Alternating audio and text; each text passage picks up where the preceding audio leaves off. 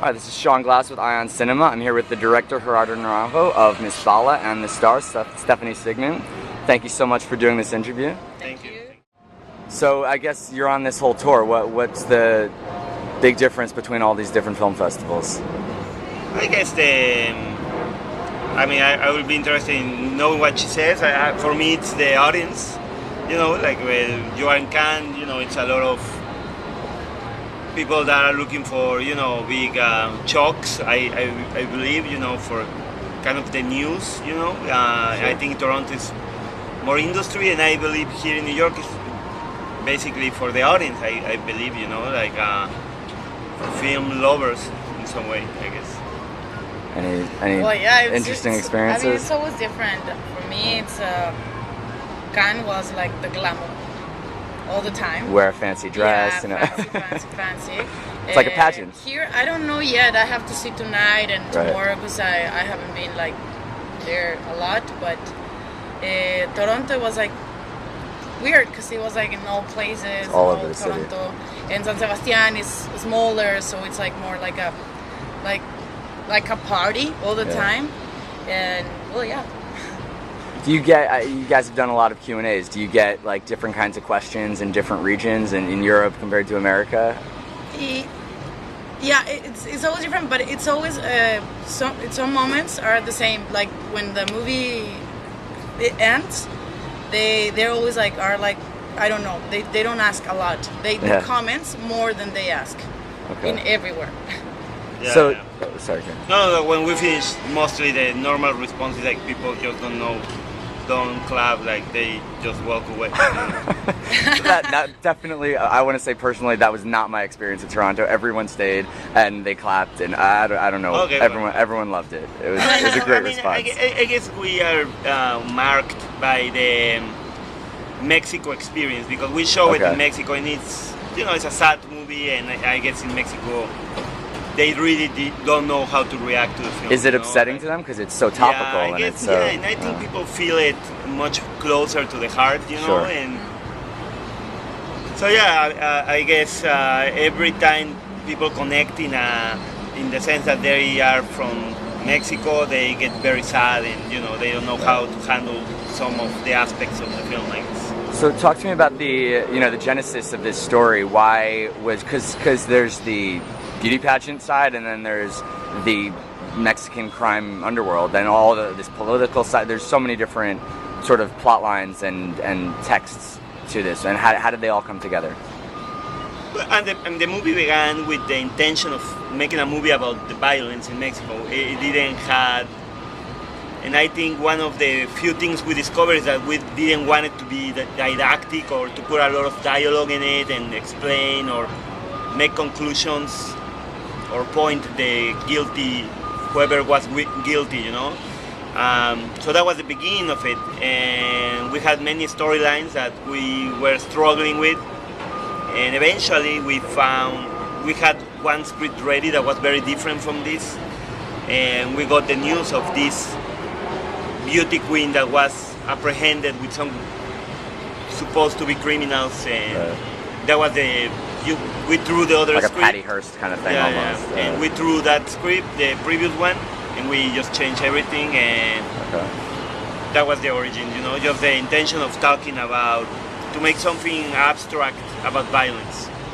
And then stylistically, you referred just now to you didn't want to put a lot of dialogue in there. You didn't want to explain everything. Talk about ambiguity, both with the camera, the perspective, and then also your character in your performance. Well, I guess the movie uses a lot of. When we were reflecting what will speak for the movie, what's the language of the film, we felt it was going to be the atmosphere, the ambience, Right. and just I guess the frustration of the audience seeing Laura being punished and being mistreated, and she doesn't doing anything. Many times we get that question like, why doesn't she react? And I feel it's a.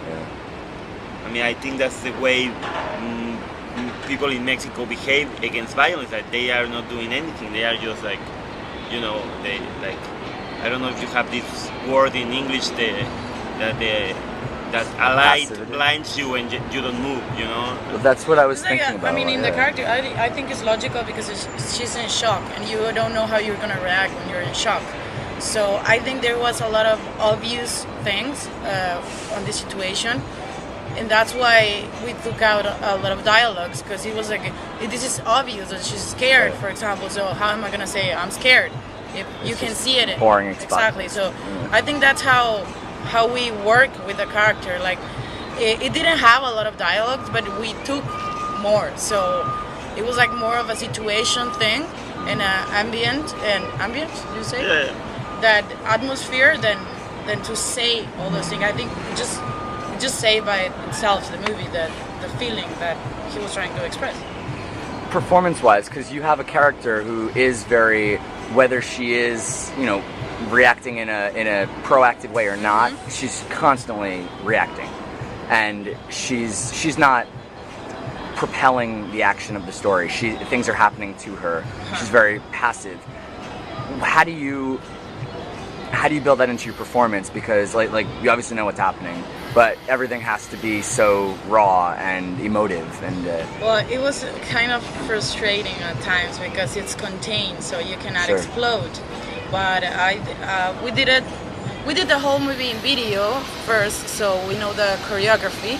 Okay. And Oh, it didn't have interesting. much acting. It has more like moving and Blocking. So know the shots and. Yeah, blocking mainly. And then we did it like it was like a lot of things were like a surprise with the actor Okay. Noé that plays Lino in the movie. So a lot of things were like after improvise some tough things. It went just like itself, like with this Noé. It was like just. I was scared. I was really scared Right. because I mean, also he's a great actor. So it was like He's just very trying intense. trying to be the more natural could be. Yeah.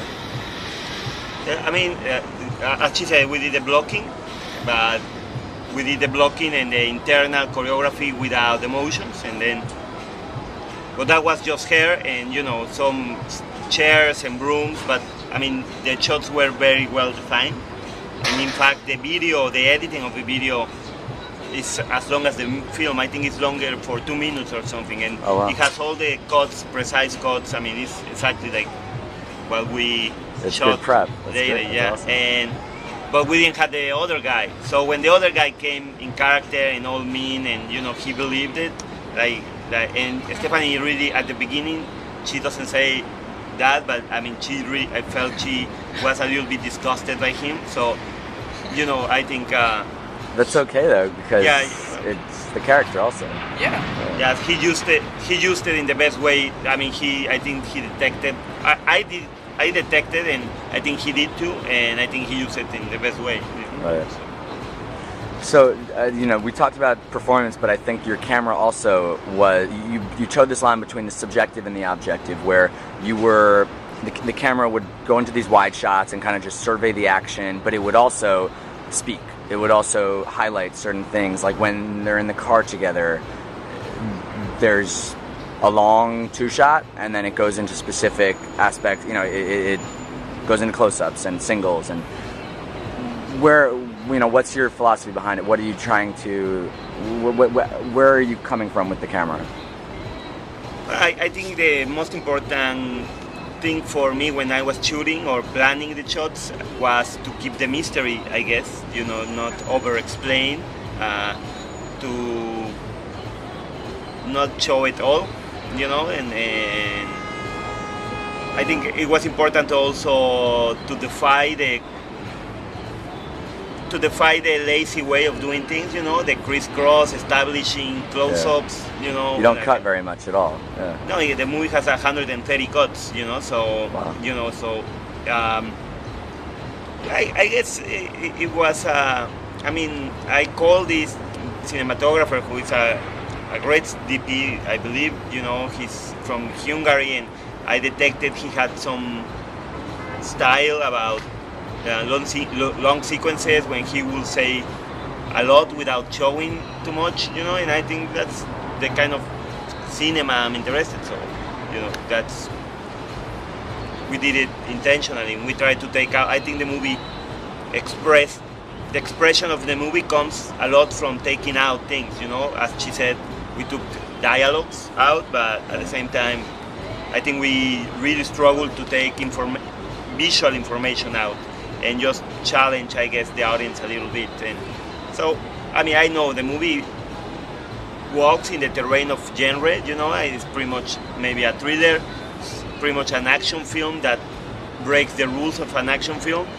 And at the same time, I believe, you know, it's a film that talks by the absence of elements at times, I guess. I don't know. So beyond the beauty pageants and whatnot, was there a lot of research involved in both the writing and the performance? I think Or was it more for just him. okay? Yeah, we have. I mean, there was the true stories that the script has, like 8 or 9, that are very, you know, paradigm in Mexico. You know, the DEA agent that got killed, the smuggling of guns from the U.S., the beauty queen. You know, there is a lot of story that Mexicans will detect very easily.